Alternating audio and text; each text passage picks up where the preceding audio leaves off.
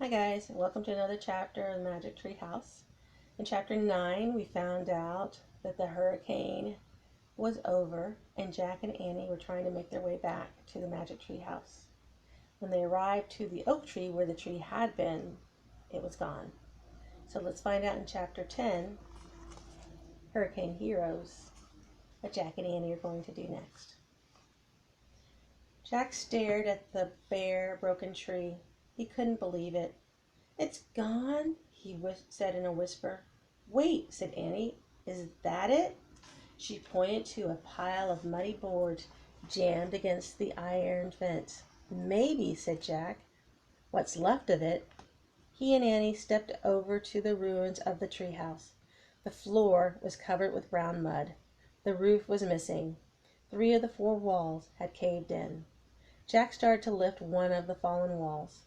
"Hold on," said Annie. She reached under the wall and pulled out their wet Pennsylvania book. "Oh no, it's ruined too." So there's Jack and Annie with what's happened where the treehouse used to be. And if you can see, Annie's actually holding the book that's been ruined. "Wait," said Annie. She carefully peeled apart some pages.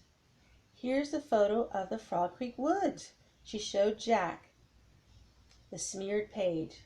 "That's all we need. Get in the treehouse." "Are you crazy?" said Jack. "Just get in," said Annie. "There's no inn to get into, Jack," said Annie, said Jack. "Fine, then we'll just sit on the floor," said Annie. Holding the book, Annie sat down on the muddy floor. Jack sat beside her. He'd gotten so used to being wet and grimy that he didn't even think about the mud. Annie pointed at the smeared photo of Frog Creek. "I wish we could go there," she said. Nothing happened. Jack put his head in his hands. "I wish we could go there," Annie shouted. Jack felt the floor of the treehouse start to move. "Whoa," he said. He couldn't believe it. The wind started to blow. The treehouse started to spin. It spun faster and faster. Then everything was still. Absolutely still. Tap, tap, tap. A breeze blew through the wind of the tree house. Rain splashed softly against the oak leaves. "We're home," Annie said. Jack looked around. As always, no time at all had passed in Frog Creek. Jack and Annie were wearing their own dry, comfortable clothes and shoes again. The canvas knapsack had changed into Jack's backpack. The Pennsylvania book lay on the clean wooden floor. It was in perfect shape. Best of all, the treehouse had a window again, and 4 walls and a roof. "I didn't know if the magic in the treehouse could fix the treehouse itself," whispered Jack. "It was pretty sure it could," said Annie. "Of course you were." Oops. She said I was pretty sure it could, said Annie. "Of course you were," said Jack, smiling. "Come on, let's hurry home." "Wait, I want to look in the Texas book one more time," said Annie. "It was ruined by water damage, remember?" said Jack. "Yep," said Annie, "but I'll bet it's fine now." Jack pulled their Texas book out of the backpack. The book was as good as new. "Yay!" Annie said. "You were right," said Jack. He handed her the book. Annie looked in the index. "Here," she said. She turned to the right page. "Oh, wow! Listen to this," she read aloud. "Mother Mary Joseph was an outstanding hero of the great Galveston hurricane of 1900. When the storm hit the island, she and her community of nuns saved the lives of more than 1,000 storm refugees. Many people of Galveston called her—" Annie gasped and looked at Jack. "You won't believe this," she said. "What?" he said. "Listen," Annie read. "Many people of Galveston called her a shining light." "Oh, man," said Jack, smiling. Annie turned the page and read more.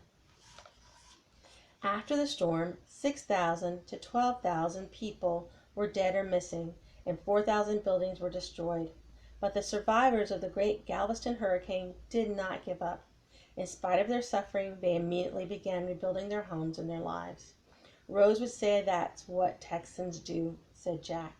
She was so proud to live in Texas, said Annie. She kept reading. Workers also built a high seawall to help keep the sea from ever destroying Galveston again. Most amazing of all, they pumped sand from the floor of the Gulf to raise the level of the whole city. Today, Galveston is one of the best protected cities on the Gulf Coast. That's really great, said Annie. She put the book on the floor. I'd like to go there again in our time. Me too, said Jack. I'd like to meet the great-great-grandchildren of Rose and Lucas, said Annie. And Lily, said Jack. Annie smiled. But first, I'd like to go home and see Mom and Dad. Yep, said Jack. I'd like that more than anything in the world. Annie took off the star necklace and set it on top of the Texas book.